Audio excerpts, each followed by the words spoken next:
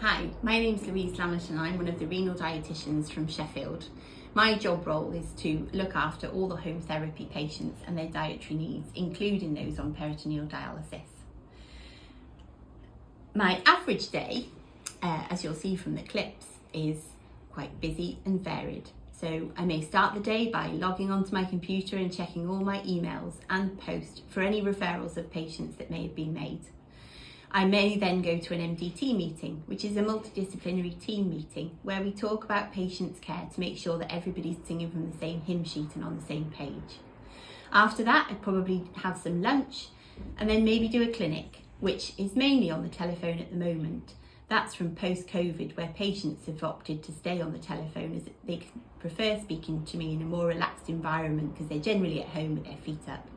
So we might have a chat all afternoon to some patients over the telephone, and then I'd finish any more admin off and then go home for the day.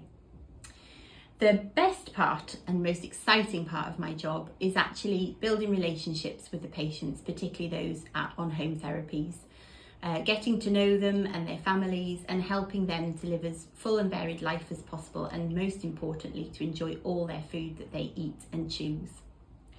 The hardest part of my job is trying to help those patients that aren't ready to be helped, as we all want them to live life to the full and be as well as they possibly can, and sometimes talking to them about diet is just too difficult for them and they're not ready for the conversation, and that's the hardest part, as you know that you can be of benefit to them. What would I be doing if I wasn't a dietitian? I mean, that's quite a difficult question to answer because I've been doing this job for over 20 years. But I think if I never was a dietitian to begin with, I would love to own a little coffee shop that sold lots of nice little gifts and trinkets somewhere in the countryside or by the seaside.